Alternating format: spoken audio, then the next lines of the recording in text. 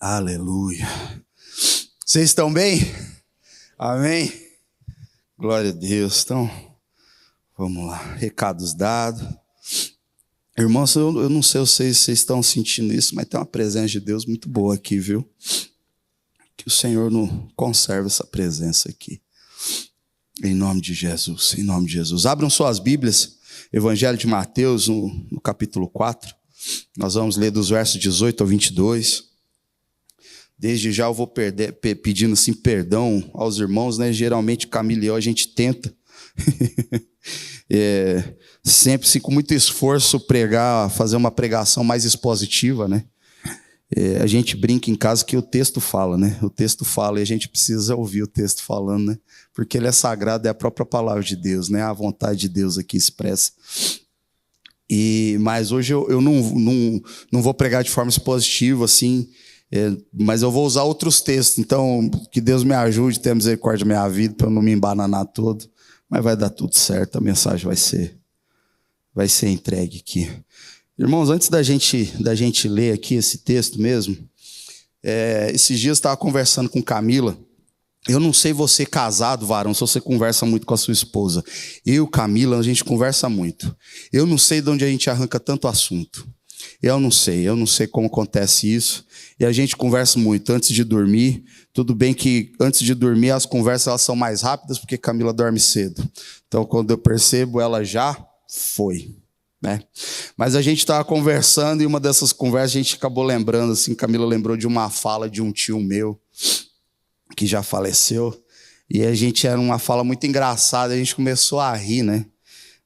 Para vocês entenderem um pouquinho dessa introdução, esse meu tio, assim, por parte de pai, ele era alcoólatra, né? E foi alcoólatra, e todos os meus tios são dados a bebida, né? Por parte de pai, por parte de mãe, assim, família meio dada a bebida, e todo mundo sabe como que é duro ter um parente que bebe, né? É duro, não é? Ter um parente que bebe. Não adianta a gente romantizar, não, que é duro. Geralmente os encontros de família acabam azedo. Geralmente, para algum dos lados, acaba meio azedo, né? Porque a pessoa que bebe é duro. Mas, em contrapartida, assim, ele tinha umas coisas meio engraçadas, assim, meio hilária. E foi numa dessas frases hilárias dele, assim, que a Camila lembrou. Lembrou de algo que ele disse e a gente começou a rir antes de dormir, né? E aí a gente foi tomado, assim, desse riso e de preocupação, de tristeza também, porque como ele é falecido, eu fiquei pensando assim, puxa, tomara que meu tio tenha encontrado, né? Tenha sido encontrado pela graça de Deus, né? E que nesse exato momento ele esteja vivendo a eternidade com o Santo de Israel, né? E ao lado do Criador, assim, eu fiquei temeroso, assim.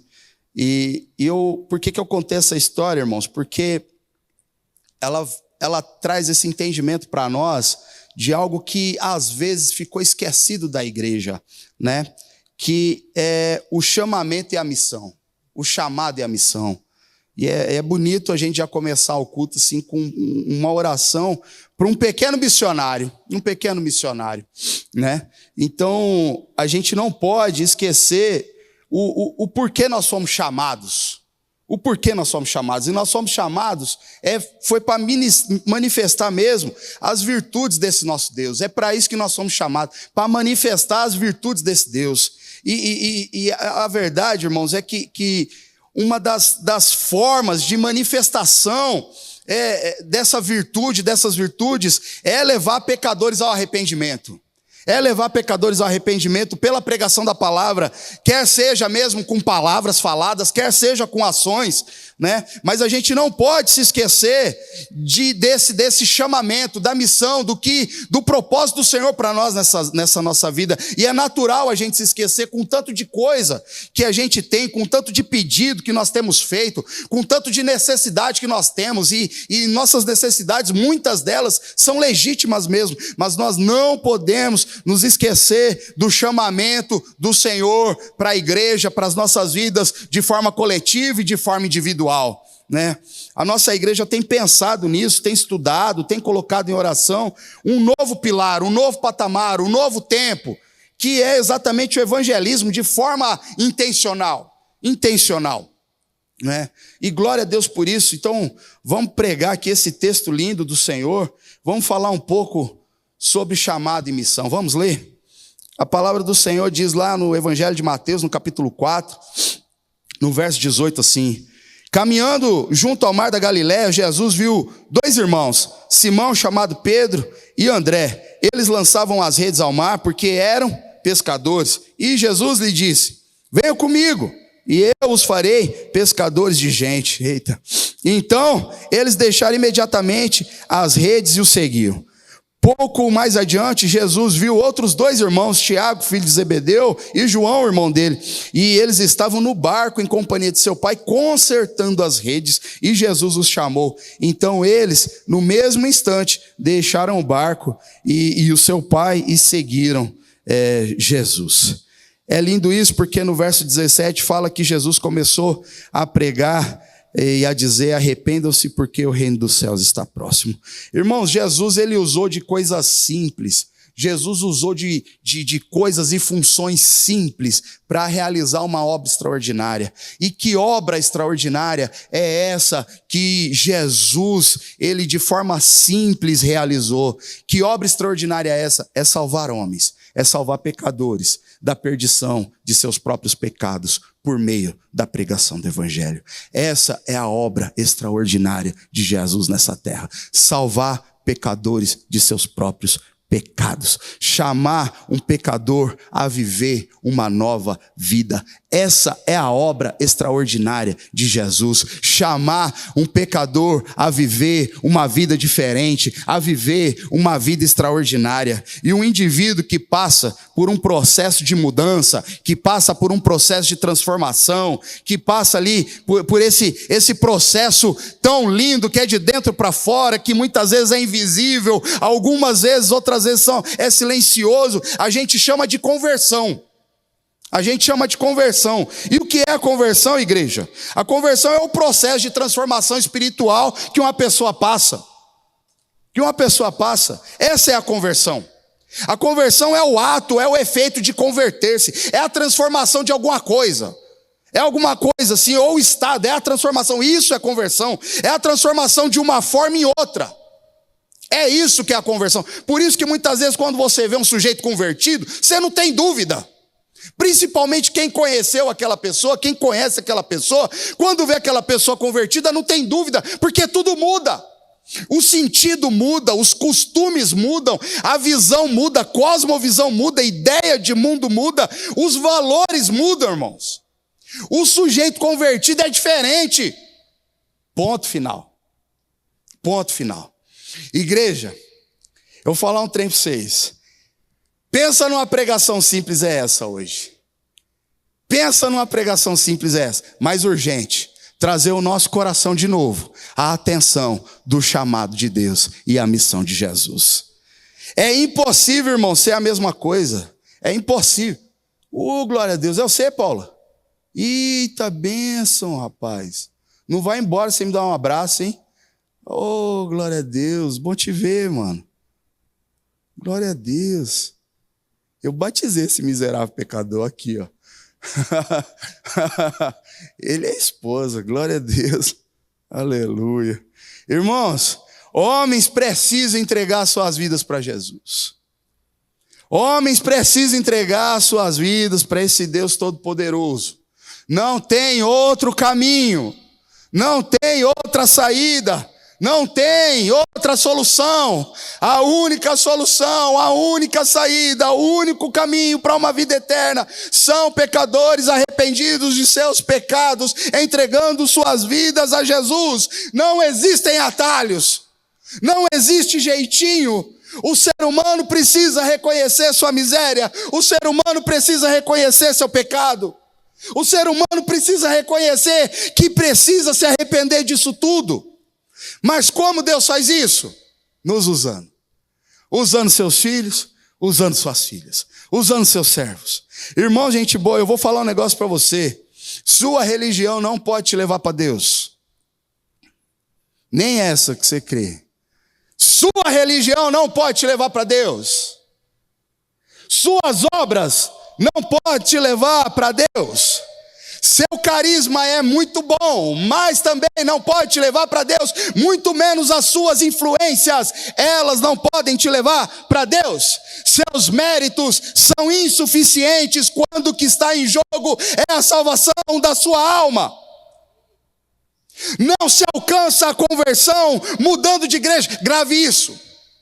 Não se alcança a salvação mudando de igreja. Mudar de igreja é bom, irmãos, também é bom, porque a mudança de igreja traz muitas vezes conforto, né? Traz consolo, traz refrigério. O sistema religioso tem feito vítimas ao longo do tempo, dos anos.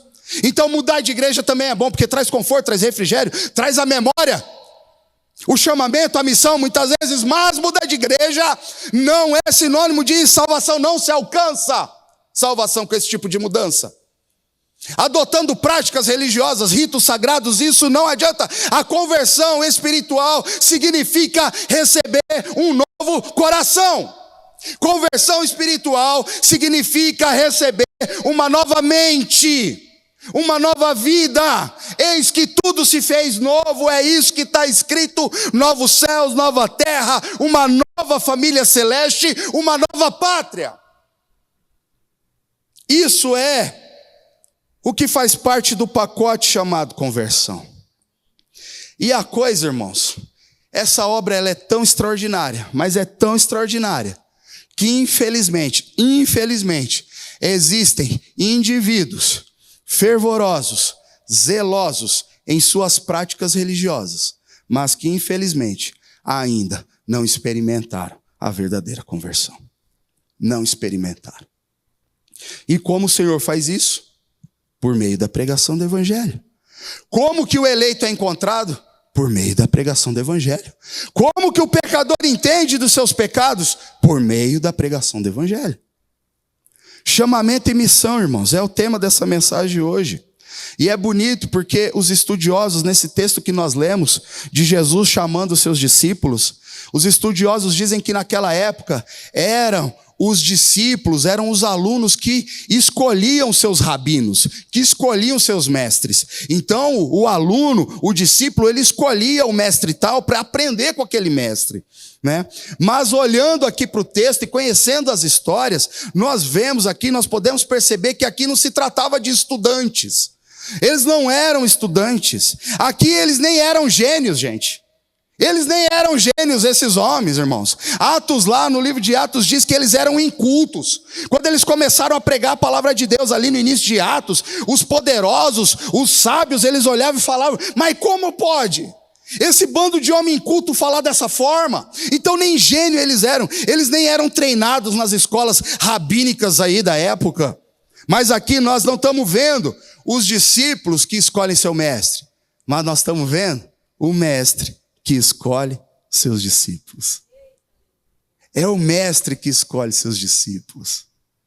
Oh, Deus. Veja só o verso 18 e 19 que a gente leu. Jesus caminhando ali no Mar da Galileia, ele viu dois irmãos, Pedro e André. E eles estavam lançando as redes ali, porque eles eram pescadores. E Jesus então, ele diz: venham comigo, eu os farei pescadores de gente. Gente do céu, que coisa linda. Os irmãos Pedro e André, ao ouvir esse som: venha comigo, eu os farei pescadores de homens, eles imediatamente fazem o quê? Eles largam suas redes. Eles largaram suas redes. Gente, presta atenção nisso. Isso é importante demais. Esses homens, eles estavam deixando os seus ofícios. Eles estavam deixando o ofício ali. Vocês estão entendendo isso? Vocês estão comigo, igreja? Eles estavam deixando a renda. Eles estavam deixando a renda. Eles estavam deixando família, eles estavam deixando tudo mais para irem atrás de Jesus. Quando eles ouviram o nome dele ser chamado: ei, venha, vem para mim, me siga, que eu vou fazer vocês pescadores de homens. Irmãos, perceba uma coisa: eles não estavam abandonando os seus ofícios, sua rotina. Eles não estavam abandonando aquilo porque aquilo não dava lucro. Eles não estavam abandonando aquilo porque eles não aguentavam mais aquilo. Então precisava fazer uma transição. uma transição profissional. Não, eles não estavam fazendo transição profissional, não. Eles estavam largando aquilo para servirem por algo maior. Algo maior. E isso só me faz pensar o quê, irmãos? Que havia algo em seus corações. Havia algo em seus corações, algo queimava em seus corações, igreja. E aqui está uma lição para nós hoje. Discípulos de Jesus precisam ter os seus corações incendiados. Discípulos de Jesus precisam ter algo do reino de Deus em seus corações. Igreja,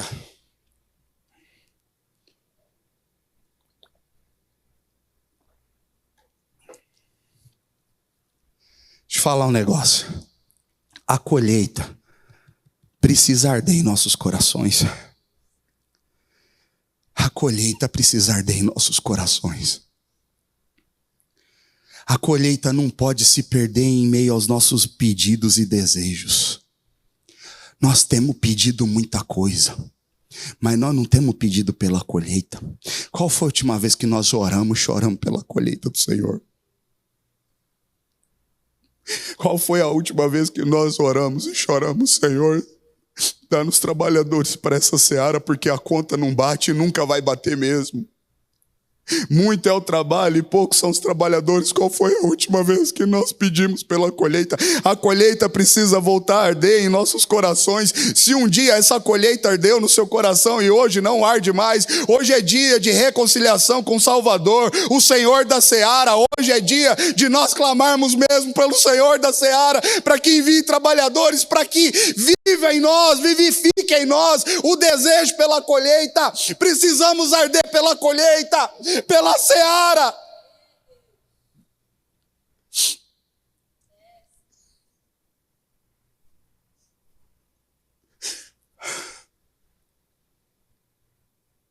É somente pela pregação franca do Evangelho que o pecador encontra arrependimento. É somente pela pregação franca e simples do Evangelho que o pecador é encontrado, irmãos.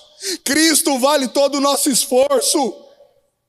Cristo vale todo o esforço humano.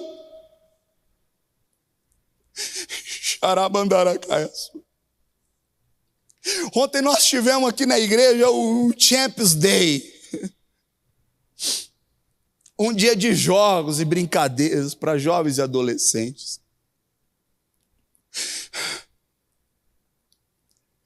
Irmãos, tinha gente aqui que estava fazendo aniversário. E ele não foi atrás de festa, nem de passeio, nem de nada. Ele passou o dia aqui, depois de trabalhar a noite toda, servindo adolescentes. Cristo vale o esforço humano.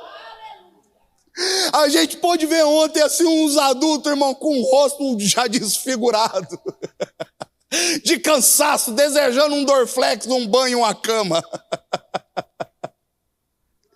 Mas a gente pôde ver a alegria nos olhos deles, servindo esses adolescentes, servindo os filhos de vocês.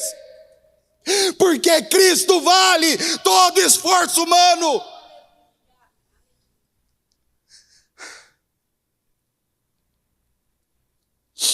No original, irmãos, quando Jesus fala assim, venham comigo ou sigam-me. No original, isso ele dá o entendimento era Jesus falando assim, para cá, para trás de mim, venham para trás de mim e eu vou fazer vocês pescadores de homens. Ai, que lindo isso, irmãos. Venham para cá, vem pertinho, atrás de mim e eu vou fazer vocês pescadores. Jesus estava dizendo para eles assim, a pescaria de vocês agora não é mais pescar peixe para a mesa não, mas sim recrutar homens para o reino dos céus. A pescaria de vocês agora não é mais se salvarem com a comida que vocês pescam. Agora vocês pescam comida, pescam peixe, vendem e tem comida. Não, mas agora a pescaria de vocês não é mais para matar a fome de vocês, não. Vocês agora pescarão homens com almas mortas, mas vocês vão dar a vida e vida em abundância pela pregação do Evangelho, pela pescaria divina. Eu vos farei pescadores de homens, igreja. Esse chamado de Jesus continua valendo. Jesus te chama, meu irmão. Jesus te chama, minha irmã. Jesus não foi numa sinagoga, naquela época, chamar os seus discípulos. Jesus não foi na conferência da época, falando de missões, e eu acredito nisso, irmãos. Eu acredito que Jesus continua chamando gente dentro de conferência assim, mas não é a tônica aqui que eu quero dizer. O que eu quero dizer é que Jesus, ele foi no meio das embarcações. Jesus foi no meio da rotina. No meio da rotina desses homens, uns estavam pescando, os outros dois estavam consertando rede, e Jesus simplesmente para e diz: ei, venha para cá, ande comigo, e eu vou fazer você pescador de gente.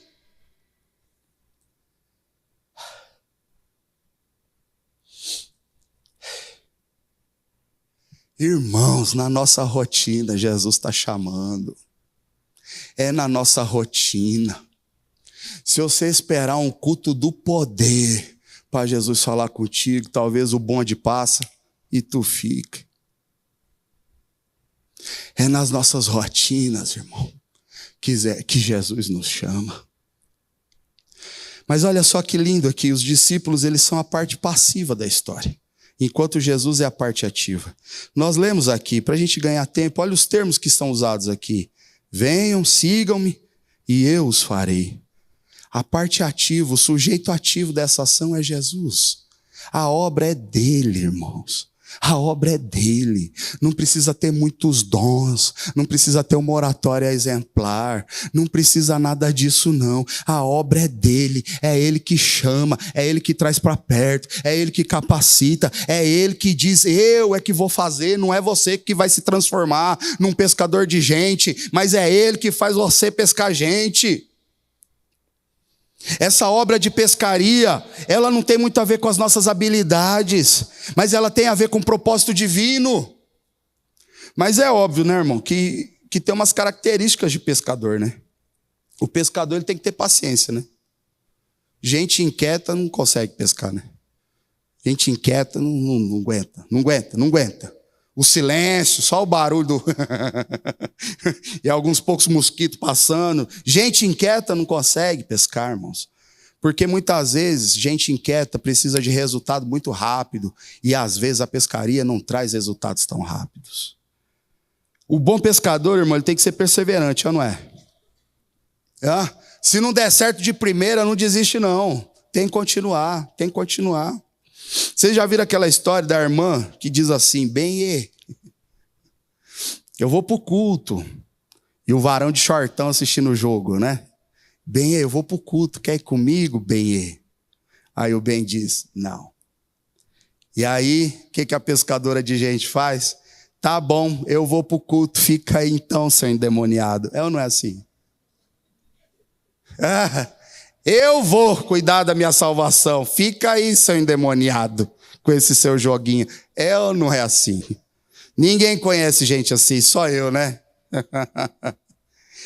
Ai, Jesus. O pescador, irmãos, ele tem que ter coragem. No mar da vida revolto e escuro, a nossa embarcaçãozinha assim, ela parece ser insignificante, mas não é. Porque quem chama é o Mestre. Cristo está conosco, Ele é o maior interessado, nós somos apenas instrumentos em suas mãos, mas nós precisamos voltar a arder pela colheita. Por que o pescador tem que ter coragem, irmãos? Eu digo por quê. Porque dizer a verdade a quem não quer ouvir é um grande risco. Dizer a verdade a quem não quer ouvir verdade é um grande risco. Você faz inimizade, você é odiado. E vive sozinho. Porque dizer a verdade a quem não quer é um grande risco. Por isso esse pescador divino tem que ter coragem. Outra característica do pescador, sabe qual que é? É que ele sabe diferenciar o tipo de mar, o tipo de água, o tipo de peixe, o tipo de isca. Tem uns peixes que brigam mais, não dá para usar isca pequena. Nem a mesma linha, senão estoura. Não é isso? Quem gosta de pesca sabe disso. Mas tem uma lição muito importante para todos os pescadores. O bom pescador, ele é um sujeito meio oculto. Ele aparece pouco.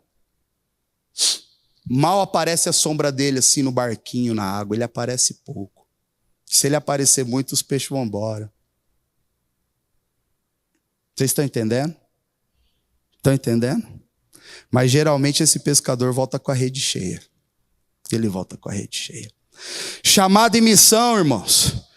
Precisamos gastar mais de nossas energias no serviço do Mestre. Precisamos gastar mais de nossas energias no serviço do Mestre. Abram suas Bíblias lá em Mateus, capítulo 28, 19, 20, diz assim, lá no final, Mateus 28.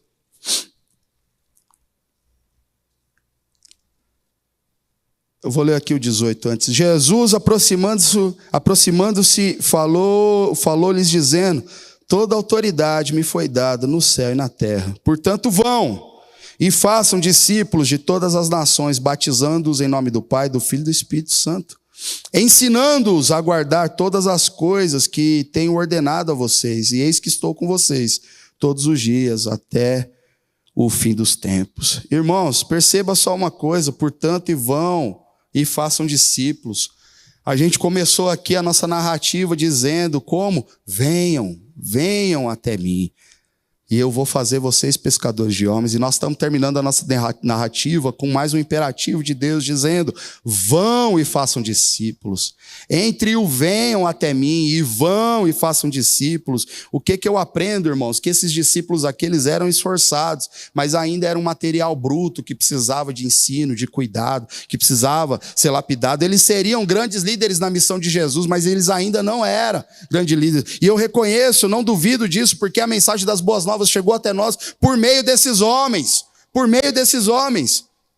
Mas naquele momento eles não eram, eles necessitavam de ensino, de cuidado, e Jesus faz isso. A gente pode ver isso, se você olhar lá no Mateus, no capítulo 5, no verso 10, 13, Jesus ensina aqui no Sermão do Monte, dizendo: ó, bem-aventurados são os perseguidos por causa da justiça, porque deles é o reino dos céus. Bem-aventurados são vocês, quando que por minha causa os insultarem, os perseguirem, e mentindo disserem todo mal contra vocês. Alegrem-se e exultem, porque grande é a recompensa nos céus, pois assim perseguiram os profetas que viveram antes de vocês. Vocês são sal da terra e luz do mundo. Ó, o verso 16, assim brilhem também a luz de vocês diante dos outros, para que vejam suas boas obras e que vocês façam, e o que vocês fazem glorifique o Pai de vocês que está nos céus. Olha só Mateus 10,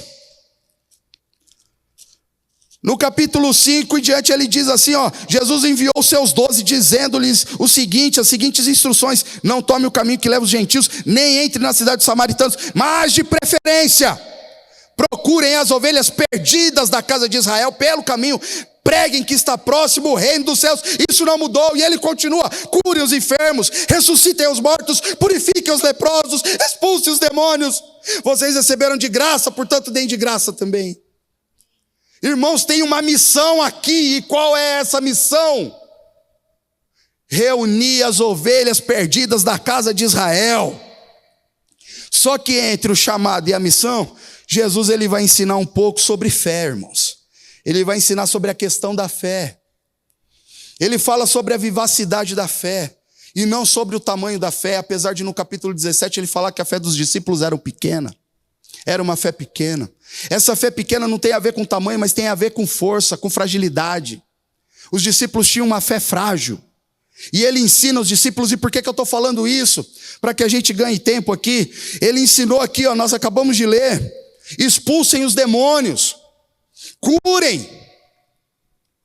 Mas lá no capítulo 17 de Mateus, quando Jesus ele desce do Monte da Transfiguração com seus discípulos, já logo na descida tinha um pai com um filho perturbado, possesso de demônio, e os discípulos que ficaram e não subiram para o monte não conseguiram expulsar aquele demônio. E o pai então roga a Jesus, e Jesus então disse: até quando estarei eu com vocês? Até quando vocês vão ter uma fé pequena, uma fé frágil, uma fé inoperante? E Jesus então expulsa e põe em liberdade aquele menino. E Jesus responde porque eles falaram, mas por que nós não conseguimos? E Jesus então fala, porque a fé de vocês é uma fé inoperante, é uma fé pequena. Mas não tamanho de fé, mas sim com poder de fé, com vivacidade de fé.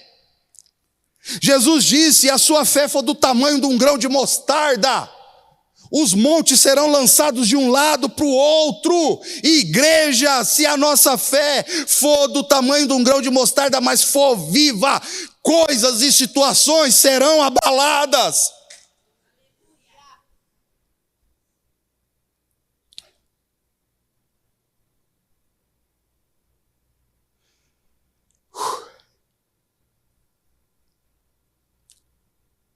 Coisas extraordinárias não têm acontecido, sabe por quê, irmãos? Essa fé miserável que a gente tem sem vida.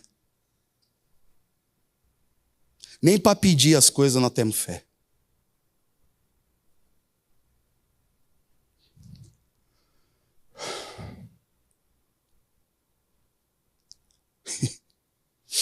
Mas esses discípulos precisavam de ensino, de cuidado. Deixa eu contar algo para vocês rapidinho. Ai, Jesus. Eu cresci na igreja, me desviei da igreja e voltei para a igreja. Então, eu comecei a pregar velho já, né? Velho, diferente. Eu queria ter firmado, assim, que nem o Gregory, orando, benção, assim. Queria ter firmado, assim, nunca ter saído. Mas eu quis ser esperto.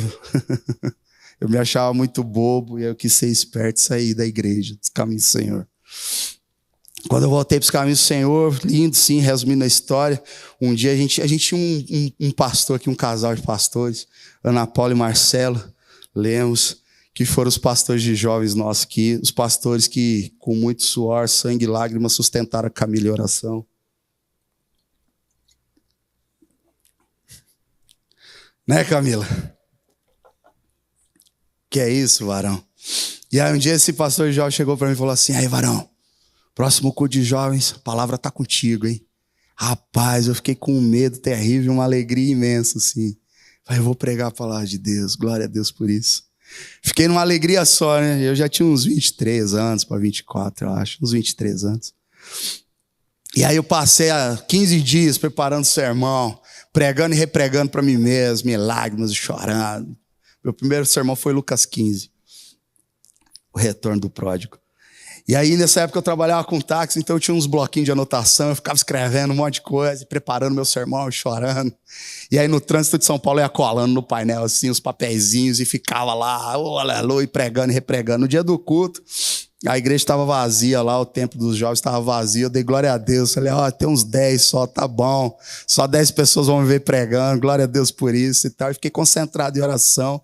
Teve o louvor, quando acaba o louvor, eu vou pregar, eu olho para trás, estava lotado. Falei, Jesus Cristo, o Senhor não me ajuda, né? Irmãos, toda a pregação que eu preparei em 15 dias, ela durou, assim, 7 minutos. Em 7 minutos eu soltei tudo, foi uma rajada assim, ó. Tá, tudo em 7 minutos. O grupo de louvor mal tinha terminado de beber a aguinha. Eu já tinha acabado. E aí eu chamei esse pastorzinho, fiz assim. Aí ele veio correndo, ele era cheio de tique, assim. Aí ele chegou assim, fala bem. Falei, acabou. Oh, Deus. Ai. Aí ele falou, acabou? Eu falei, acabou. E, glória a Deus, já tomou o microfone da minha mão assim e saiu dando glória, aleluia, e ministrando em cima do que eu tinha pregado ali, né? Mas ele foi muito sensível comigo e me ensinou no caminho, né? O que eu quero dizer é que talvez ele tivesse visto algo que nem eu mesmo sabia, talvez ele tivesse visto um pescador de gente. Mas ele não desistiu, porque minha primeira pescaria foi terrível. Minha primeira pescaria foi um negócio horroroso no púlpito de igreja. Quando a gente olha para Pedro, ali naquele cenário da tempestade, Pedro andando sobre as águas, o que a gente percebe facilmente? A gente percebe que apesar de Pedro ter tido fé para descer do barco, porque, meu irmão, para descer do barco e botar o pé na água tem que ter fé. Tem que ter fé. E a fé de Pedro, ela foi viva naquele momento, porque ele desceu do barco e botou os pés nas águas. Só que quando ele viu as intempéries daquele mar revolto, a fé de Pedro ficou frágil. Ele tinha fé para uma coisa, mas não tinha para outra não. Então ele teve fé para experimentar algo diferente, mas ele não teve fé quando ele olhou a tempestade e ele então começa a afundar. Mas se você olhar para esse Pedro que nós estamos falando que foi encontrado por Jesus aqui lançando as redes, mas se você olhar para esse Pedro lá em Atos, o que acontece lá em Atos? Ali no início de Atos, ali no capítulo 3, 4, ali Pedro ele faz um grande discurso. No meio de uma discussão teológica, Pedro se levanta e faz uma pregação. E então a rede de Pedro é lançada. E o resultado? A primeira igreja com 3.000 almas. 3.000 convertidos. O mesmo Pedro que Jesus disse, ei, vem para cá, vem aprender de mim que eu vou fazer você pescador de gente. O mesmo Pedro que botou o pé nas águas, ele teve fé para isso, mas quando veio o dia mau, o momento mau, a fé dele foi perdendo vigor, força, potência, e ele foi afundando. Era agora o mesmo Pedro fazendo a pescaria divina, lançando as redes, 3.000 almas se convertendo. Que pescaria é essa, irmãos? Que pesca maravilhosa é essa? Essa pesca só aconteceu porque Pedro creu na missão de Jesus. Nós precisamos crer na missão de Jesus. Não importa se você é ainda de pouca idade ou se você já é um senhorzinho e diz, eu já fiz muito, continue fazendo, porque o Senhor Jesus continua chamando seus discípulos para a missão dele.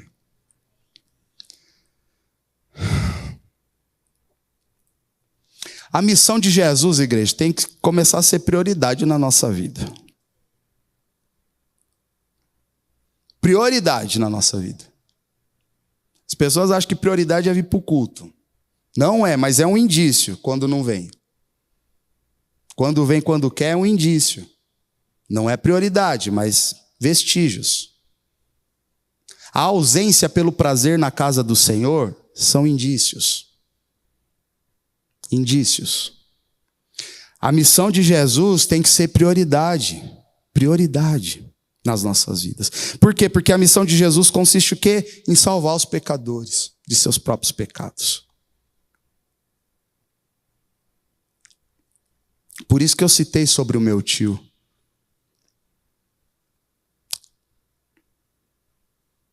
Nossa família é bem bagunçada, né, amor?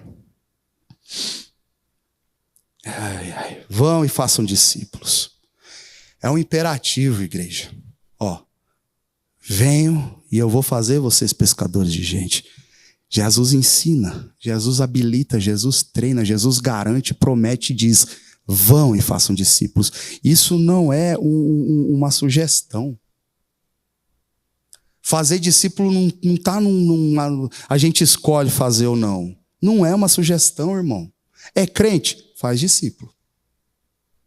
É crente? Começou a falar de Jesus? Já está fazendo teologia. Começou a falar de Jesus, já está fazendo teologia. A diferença é se a teologia é boa ou ruim.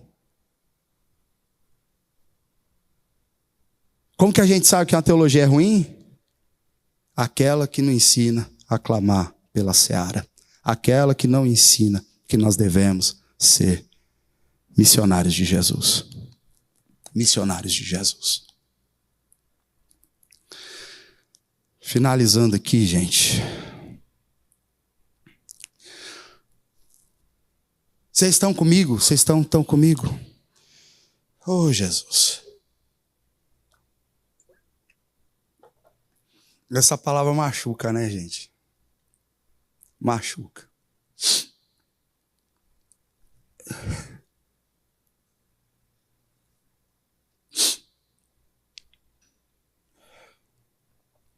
Igreja, uma reflexão rápida aqui para a gente encerrar. O Brasil ele tem registrado um aumento significativo, é ou não é? No número de pessoas que se declaram evangélicas. Um aumento significativo. Camila me mostrou um dia um vídeo aí. Qual que é o nome daquele miserável? Aquele que se diz que é crente? Que os jovens seguem ele? O quê? Felca. Felca. Vocês conhecem, né? Conhece.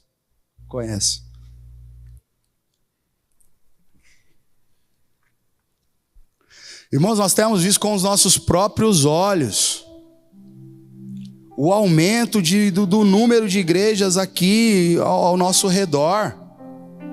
A cada 2 meses tem uma igreja nova em Alphaville. Ou Jesus ama demais Alphaville, ou tem outra coisa aí. Não é possível. Eu vou pensar que Jesus ama muito Alphaville.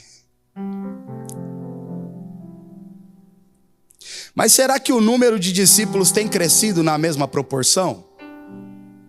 Será que o número de discípulos tem crescido na mesma proporção que o número de igrejas? Por isso que eu falei desse rapaz aí, eu fiquei horrorizado. O rapaz falando que é crente. Irmãos, vida de pessoas denominadas, cristãs e incrédulos têm se assemelhado hoje, não se distinguem em nada. Em nada. Eu pergunto, onde está o erro? Onde está o erro? Ser discípulo não está associado a estar em uma instituição cristã. Qual é a marca de um discípulo de Jesus? Qual tem sido a marca que estamos deixando nas pessoas? Eu sei que está difícil viver, irmão, como cristão nesse mundo, está mesmo, está cada vez mais difícil, mas a nossa fé não pode ser uma fé frágil que afunda em meio às dificuldades, ela tem que ser uma fé viva. Quais são as marcas de um coração radicalmente transformado pela graça de Deus? Hoje, igreja, infelizmente, a gente se impressiona muito com homens e ministérios que não impressionam a Deus em nada. Infelizmente. Os nossos olhinhos brilham para isso. A gente gosta muito de uma frase de um pastor teólogo, James Houston. Certa vez ele disse assim: não se faz carreira em cima do crucificado. Não se faz. Se coloque em pé, igreja, em nome de Jesus.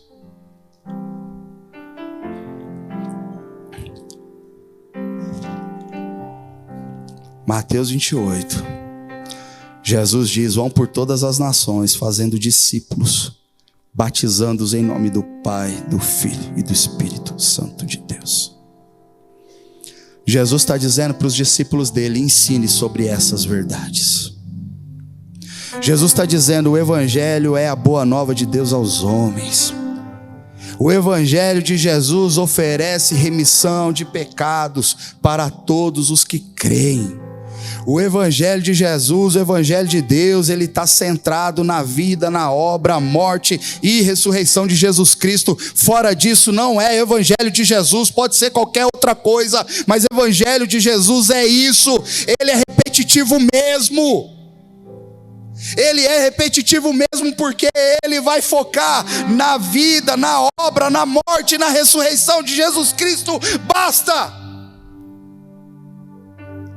E Jesus disse para Simão, para André, para os outros 2 discípulos aqui, filho de Zebedeu: venham que eu vou fazer vocês pescadores de homens. E depois ele disse: vão e façam discípulos. E eu digo isso nessa noite, irmãos: preguem o Evangelho, vivam o Evangelho. Sejam discípulos de Jesus, sejamos discípulos de Jesus. Bons pescadores que têm perseverança, coragem, que têm paciência nessa pescaria, que têm discernimento de entender como que está a fase, o momento, o que dizer. E muitas vezes, irmãos, nós vamos pregar essa palavra sem falar uma só palavra da nossa boca, apenas com ações.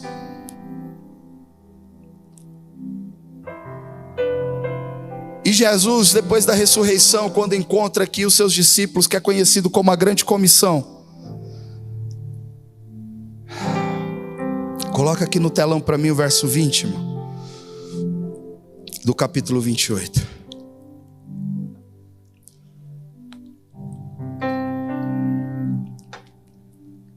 Mais uma vez, irmãos, essa é a promessa. Depois de todas as instruções, Jesus diz: eis que estou com vocês todos os dias. Todos os dias. Em cada parte do seu dia, Jesus está contigo. Em cada parte do seu dia, Jesus está contigo. Não tem um segundo, não tem um milésimo de segundo do seu tempo que Jesus não está com você. Jesus está contigo. Por isso o salmista disse: bondade e misericórdia certamente me seguirão todos os dias. Jesus está conosco até a consumação do século, até o fim dos tempos. Jesus está comigo, Jesus está com você. Mas a gente precisa voltar pela seara, pela colheita. João Batista disse que ele tem nas mãos uma pá. Ele já está fazendo a colheita há mais de 2000 anos atrás. Fecha o seu olho aí. Se você teve um dia essa colheita ardendo no seu coração, e hoje não arde mais, sei lá por quê. Não sei o motivo, você sabe, Deus sabe o motivo. Começa a pedir para o Senhor aí para voltar a queimar novamente a colheita, a paixão, o amor, o desejo pela seara do Senhor. Se você tinha um sonho de criança de ser missionário, meu irmão, e de repente as responsabilidades da vida, o sustento da família, da casa, isso foi deixando seu plano de lado, meu irmão, é hora de reconciliação com Deus. Comece a orar aí, pedindo para o Senhor ter misericórdia de ti. No seu trabalho está tão difícil, tão difícil, tão difícil. Pergunte para Deus o que é que você ainda está fazendo lá. Se é necessário você ficar lá e por quanto tempo ainda. Deus fala, meu irmão, e Ele precisa voltar a falar nos nossos ouvidos, no nosso coração. O chamado, a missão de Jesus precisa voltar a arder no meio do seu coração. Nós declaramos nessa noite que o Senhor Jesus vem fazer voltar a gritar o chamado e a missão do façam discípulos em nome dele, no meu e no seu coração.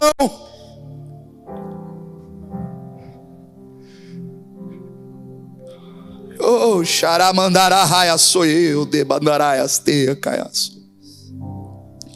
Senhor Deus e Pai, encontre os teus filhos e filhas, os teus missionários, Pai, nesse centro urbano que a gente vive, caótico, sombrio, Pai, pecaminoso, Senhor, que de forma sutil tem nos afastado de Ti, do chamamento, da missão, Pai.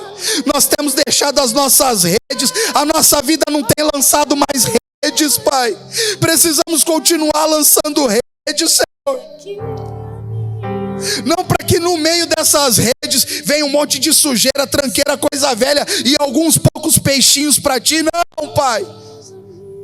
O Senhor conhece as almas que precisam ser salvas, e nós, como corpo de Cristo hoje, pedimos a Ti, Pai, nos use como instrumento das Tuas mãos, nos use como farol, nos use como flecha que acerta o alvo, nos use para louvor de Tua glória. Aos cansados, Senhor, aos desalentos de coração, não pare pelo caminho, pois há um caminho excelente, sobremodo excelente. O chacal, o animal feroz não passa por ele, somente os remidos. Eis que Jesus vai voltar, mas que venhamos ter as nossas redes cheias, cheias, cheias dessa pesca maravilhosa.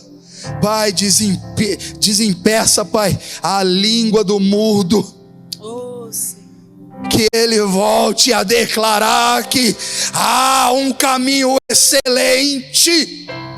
Portanto, arrependa-se, pecadores, desempeça a língua dos mudos, destape ali o ouvido dos surdos.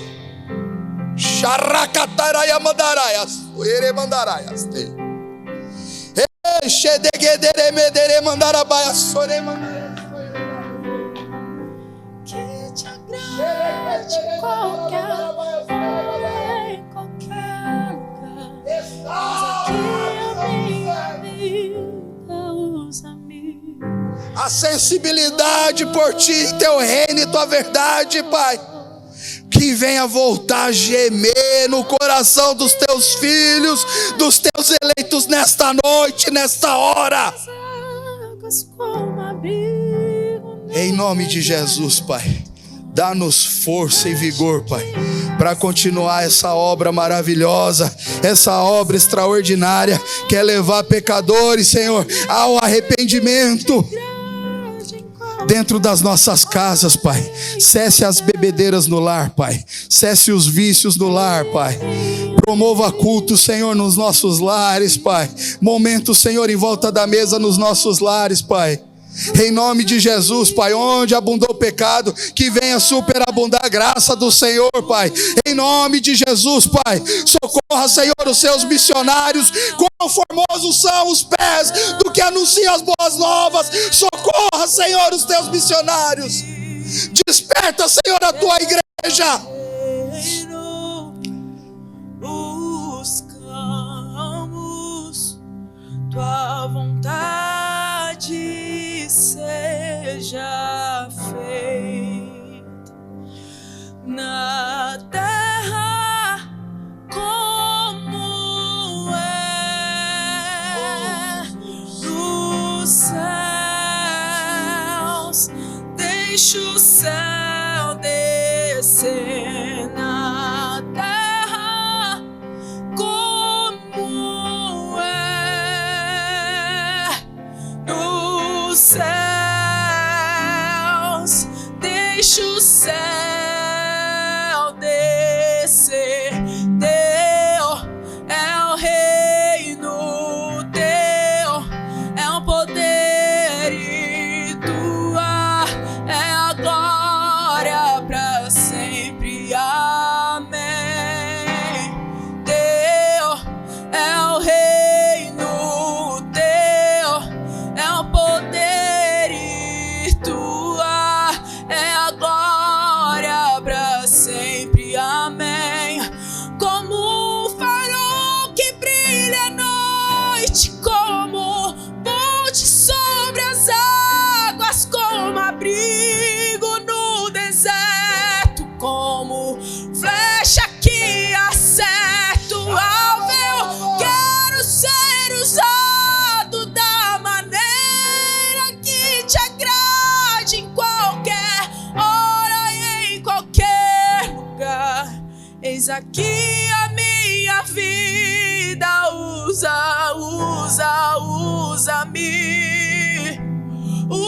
usa-me. Usa no Senhor. Como um farol que Use no Senhor. Para louvor de tua glória, use no Senhor. como abrigo. Adestre, Senhor, as nossas mãos para a batalha, Senhor. Firma os nossos pés sobre a rocha. Põe um novo cântico em nossos lábios. Da maneira que te agrade. Em nome de Jesus. Em nome de Jesus. Em nome de Jesus. Em nome de Jesus. Eu não sei para quem eu estou dizendo isso, mas eu vou dizer. Você não foi um erro nessa terra. Você não foi um erro nessa terra. Enxugue as lágrimas do seu rosto. Levante o teu olhar. Porque Jesus te conhece pelo nome. Você não foi um erro. Te agradecemos, Senhor, nesta noite pela tua presença. Te agradecemos pela tua voz ecoar e nos chamar para perto de ti. Te agradecemos pelos teus ensinamentos, Pai. Dê-nos coragem de fazer discípulos, Pai, em teu nome, Pai. Em nome de Jesus, obrigado pela tua promessa de ficar conosco todos os dias, em cada parte do nosso dia, até a consumação dos séculos, Pai. Nós te agradecemos, Senhor, por este encontro contigo, em nome de Jesus. Desperta os teus filhos, essa é a nossa oração. Que o grande amor de Deus, o Pai, que a graça de Jesus, o Filho, o grande missionário do Senhor, que a comunhão e a consolação do Espírito Santo de Deus venha ser com a nossa igreja, a nossa amada igreja, com cada família aqui representada, com cada irmão e irmã que nos assiste ali, Pai. Nos dê, Senhor, uma semana de graça mesmo, de vigor, Pai. Nos dê, Senhor, uma semana, Senhor, de uma fé viva. Uma fé viva. Que ela tenha mesmo o tamanho de um grão de mostarda, mas que ela seja viva, capaz de sacudir e abalar as estruturas deste mundo. Em nome de Jesus. Em nome de Jesus. Deus te abençoe, amada igreja. Deus te abençoe, amado irmão. Que você vá na paz do Senhor. Que você tenha mesmo uma semana linda na presença desse Deus. Que o seu coração de missionário volte a queimar. Em nome de Jesus, que haja prioridade na tua vida, na missão de Jesus a partir de hoje. Essa é a nossa oração. Vão na paz do Senhor. Passe no gourmet, abençoe uma vida. Convide o irmão para jantar contigo ali no gourmet agora. Aleluia. Essa é a nossa vontade. Aleluia, aleluia, aleluia, aleluia, aleluia, aleluia, aleluia.